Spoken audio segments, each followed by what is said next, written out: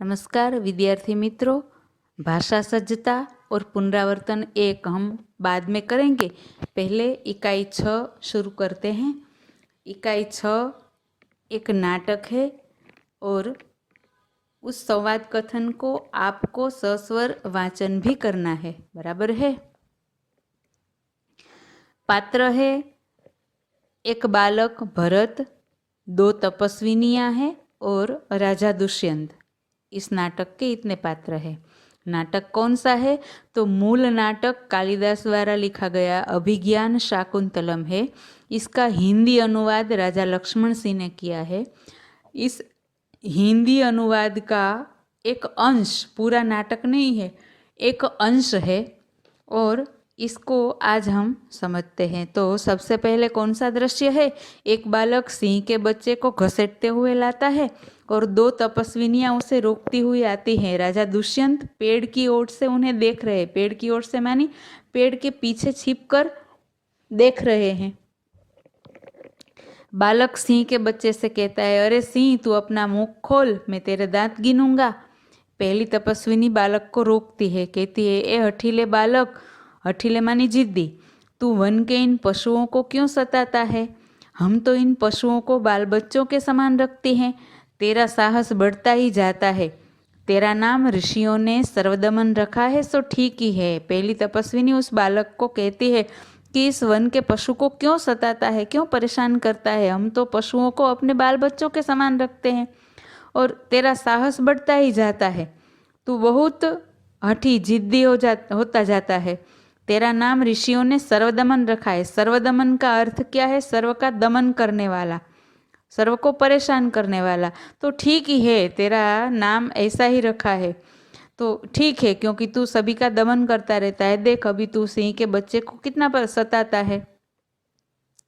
दुष्यंत तपस्विनी की बात सुनकर स्वयं से कहता है, हाँ, क्या कारण है कि मेरा स्नेह इस बालक की ओर उमड़ा सा आता? ऐसा कौन सा कारण होगा कि मुझे इस बालक के प्रति बहुत सा स्नेह उभर कर आता है? तब दूसरी तपस्विनी बालक को कहती है, जो तू इस बच्चे को छोड़ न देगा तो सिंहनी तुझ पर दौड़ेगी। अगर तू इस बच्चे को नहीं छोड़ेगा तो सिंहनी तेरे सामने दौड़ेगी, तेरे पास आएगी, तुझे मारेगी। बालक मुस्कुराकर कहता है, ठीक है, सिंहनी का मुझे ऐसा ही डर है। मुझे मुंह चिढ़ाता है, मानी मुंह दिखाकर कहता है, मुंह बनाकर, कि मुझे तो सिंहनी का कोई भी जरा सा भी डर नहीं है। दुष्यंत आश्चर्य से कहता है, अरे यह बालक अवश्य किसी तेजस्वी वीर का पुत्र है। इसका मुख अग्नि के समान दमक रहा है। अग्नि के समान दमकना मानी चमकना। इसका मुख अग्नि के समान दमक रहा है, चमक रहा है। पहली तपस्विनी बालक को कहती है कि हे प्यारे बालक, सिंह के बच्चे को छोड़ दे, मैं तुझे खिलौना दूंगी। तब बालक हाथ पसार कर मांगता है कि पहले खिलौना दे दो, लाओ, कहाँ है?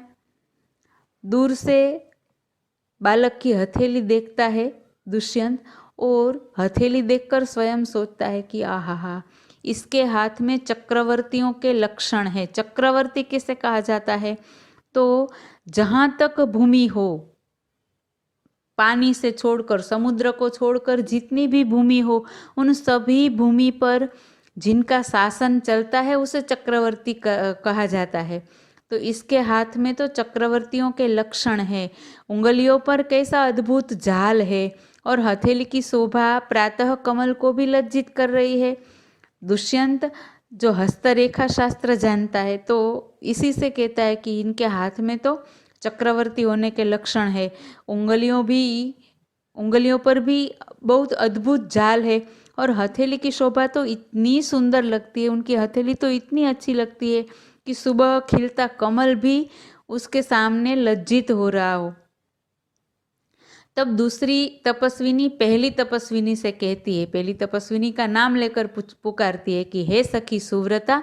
दूसरी तपस्विनी बोलती है, पहली तपस्विनी से कहती है, हे सखी सुव्रता, यह बातों से न मानेगा, यह बच्चा बातों से नहीं मानेगा। जा, मेरी कुटिया में ऋषि कुमार के खेलने के लिए मिट्टी का मोर रखा है, उसे ले आ। पहली तपस्विनी से कहती है कि हे सखी सुव्रता, बातों से नहीं मानेगा, जा, मेरी कुटिया मानी झोंपड़ी में यह ऋषि कुमार के खेलने के लिए एक मिट्टी का मोर रखा है, उसे ले आ। पहली तपस्विनी जाते जाते कहती है कि मैं अभी ले आती हूँ। बालक बोलता है कि तब तक मैं इसी सिंह के बच्चे के साथ खेलूंगा, और तपस्विनी की ओर देखकर हंसता है। दुष्यंत अपने आप ही बोलते हैं कि इस सुंदर बालक से देखने को, खेलने को मेरा मन कैसा ललचा, इतना सुंदर बालक है, इससे खेलने के लिए मेरा मन ललचाता है।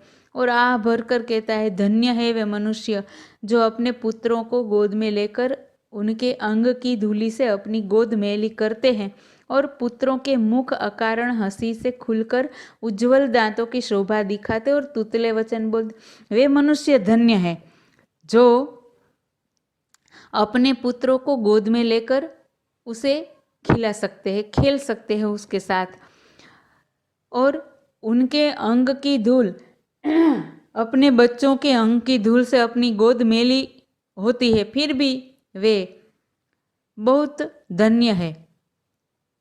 और पुत्रों के मुख भी अकारण हंसी से खुलकर, अकारण हंसी मानी अपने पिता के गोदी में होते पुत्र खुश होते हैं, और किसी भी कारण के बिना भी वे हंसते रहते हैं, और उसके उज्जवल दांत, बहुत चमकते दांत की शोभा दिखाते हैं, और छोटे बच्चे होने के कारण तुतले वचन बोलते हैं। दूसरी तपस्विनी जरा बालक से कहती है गुस्सा होकर, क्यों री ढीठ, तू मेरी बात कान नहीं धरता। ढीठ मानी जिद्दी हठीला। क्यों री तू मेरी बात क्यों कान नहीं धरता। इधर उधर देखकर कोई पुकारती है कि कोई ऋषि कुमार यहाँ है। अगर उसे कोई ऋषि कुमार दिखाई दे तो इस बालक के हाथ से सिंह के बच्चे को छुड़ाने के लिए वह विनती कर सके। तभी वह दुष्यंत को देखती है और बोलती है, हे महात्मा, तुम ही आओ और कृपा करके इस बलि बालक के हाथ से सिंह के बच्चे को छुड़ाओ। हे महात्मा, तुम ही आओ और कृपा करके इस बलि मानी बलवान बालक के हाथ से सिंह के बच्चे को छुड़ाओ। दुष्यंत बोला, अच्छा। बालक के पास जाकर हंसकर उसे कहता है कि हे ऋषि कुमार, तुमने तपोवन के विरुद्ध यह आचरण क्यों सीखा है, जिससे तुम्हारे कुल की लाज जाती है। यह तो कोई अच्छी बात नहीं। तपोवन का आचरण कैसा है, तो वहाँ हिरण और शेर साथ में रहते हैं, कोई भी एक दूसरे को मारता नहीं है, बिल्कुल शांत होकर सब मिलजुल कर रहते हैं। तो बालक को कहते हैं कि तपोवन के विरुद्ध यह आचरण क्यों तुमने सीखा है, और तुम्हारे कुल की, जिससे तुम्हारे कुल की लाज जाए। कुल मानी बालक जो कुल का हो, जिस वंश का हो वह। यह तो कोई अच्छी बात नहीं। इतना समझाता है, तभी बच्चा सिंह के बच्चे को छोड़ देता है बालक। और तभी दूसरी तपस्विनी महात्मा से कहती है कि हे बड़भागी, बड़भागी मानी भाग्यवान, यह ऋषि कुमार नहीं है। दुष्यंत बोला, सत्य है, उसके काम ही ऐसे साहस के हैं। सत्य है, यह कोई ऋषि कुमार नहीं लगता, क्योंकि इसके काम ही ऐसे साहस के हैं। यह ऋषि कुमार नहीं जान पड़ता। परंतु मैंने तपोवन में वास देख इसे ऋषि पुत्र जाना था, परंतु मैंने इसे तपोवन में निवास करते हुए देखकर ऋषि पुत्र माना था। बच्चे की हथेली को अपने हाथ में लेकर स्वयं से कहता है, आहा, इसका हाथ छूने से मुझे इतना सुख हुआ है, तो जिस बड़भागी का वह बेटा है उसे कितना हर्ष होता होगा। इसका हाथ छूने से मुझे इतना अच्छा लग रहा है, तो जिस भाग्यवान का वह बेटा है उसे कितना आनंद होता होगा। दूसरी तपस्विनी दोनों की ओर देखकर आश्चर्य से बोलती है, बड़े अचंभे की बात है। दुष्यंत ने पूछा कि क्यों, तुम्हें क्यों अचंभा हुआ। दूसरी तपस्विनी बोली, इसलिए हुआ कि इस बालक की और तुम्हारी सूरत बहुत मिलती है। सूरत मानी चेहरा। और तुम्हें जाने बिना भी इसने तुम्हारी बात मान ली। दूसरी तपस्विनी कहती है कि इस बालक की और तुम्हारी सूरत मानी कि इस बालक का चेहरा तुमसे बहुत मिलता है, तुम दोनों के चेहरे मिलते हैं, और तुम्हें पहचाने बिना भी इसने तुम्हारी बात मान ली। दुष्यंत बच्चे को गोद में उठाकर कहता है कि हे तपस्विनी, जो यह ऋषि कुमार नहीं है तो किस वंश का है। दूसरी तपस्विनी बोली, यह पुरुवंशी है। दुष्यंत तब स्वयं ही अपने मन में बोलता है कि इसीलिए इसकी सूरत मुझसे मिलती है, क्योंकि दुष्यंत भी पुरुवंशी है, राजा पुरु का वंशज, पुरुवंशी। अब बच्चे को गोद से उतार कर दुष्यंत मन में कहता है कि पुरुवंशियों में यह रीति तो निश्चित है कि युवा अवस्था में वे महलों में रहकर पृथ्वी की रक्षा और पालन करते हैं। पुरुवंशियों की रीति सोचते हैं, कौन सी रीति है बराबर समझना। तो युवा अवस्था में पुरुवंशी महलों में रहकर पृथ्वी की रक्षा और पालन करते हैं और वृद्धावस्था आने पर वन में वे जितेंद्रिय तपस्वियों के आश्रम में वृक्षों के नीचे कुटी बनाकर रहते हैं।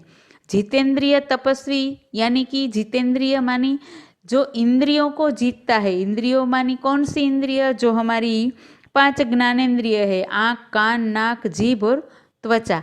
इस इंद्रियों को जीतना मानी जो भी इंद्रिय है हमारी, मानी कि जो हमारा बाहरी मोह है, इसको छोड़कर बिल्कुल तपस्वी का जीवन बिताना, इसे कहते हैं इंद्रिय को जीतना।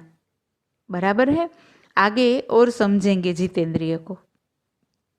तो क्या करते हैं?